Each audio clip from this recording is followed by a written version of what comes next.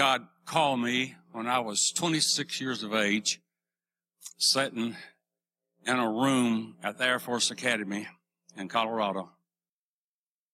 I'd been to church that night, and the preacher was preaching, and he gave an altar call for people who wanted to be converted or receive the baptism. And I went down not to ask for anything at the conclusion, just to pray. And I said, Lord, I need you. You're in my heart, you're in my soul, but I don't know which way to go.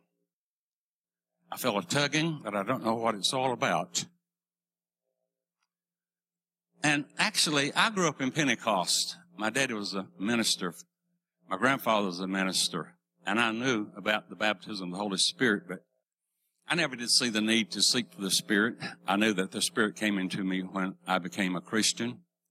But yet I didn't have that infilling that I needed for my life. And that night before I got on my bed, I was having my devotion there at the academy, and I said, Lord, I'm open to anything that you have for me. And I went to sleep, but at 2 o'clock that morning, I awakened speaking in a heavenly language. And God once again reaffirmed to me, reaffirmed that you're my chosen vessel. I want you to preach my word. I'm a long way from being the best minister you've ever met. I have my faults. I have my failures. But I'm glad that God knows how to use people. I resigned from the Air Force Academy and went to Lee University.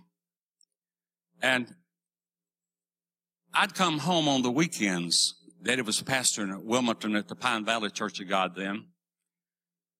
And I'd drive by my sister's house, and going home to Wilmington, I go up the old road where there was nothing there on 7th Avenue, which is now Garrison Boulevard.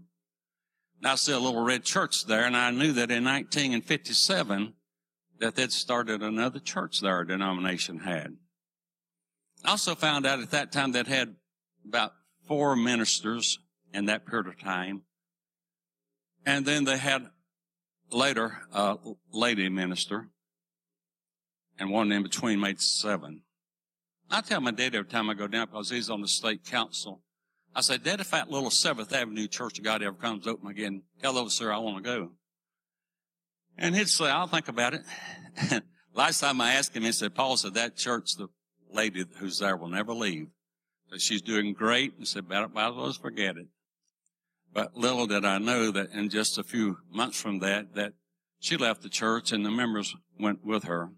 She's a good lady, but they had some differences. And it stood open for 4 months.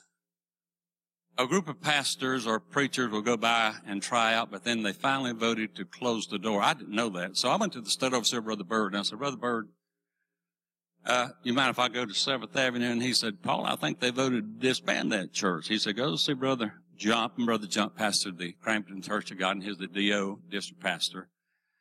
And I went over and talked to him, and he said, yes, we voted to close it down, but if you want to try, I said, we got 900 and some ministers in the state, nobody wants it. I said, I'll go. And God helped us, and bottom line is, it was just about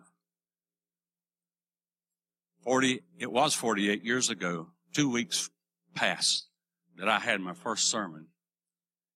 And there was just about 12 people with us that I had got out in the community, and they had come, brought their kids with them.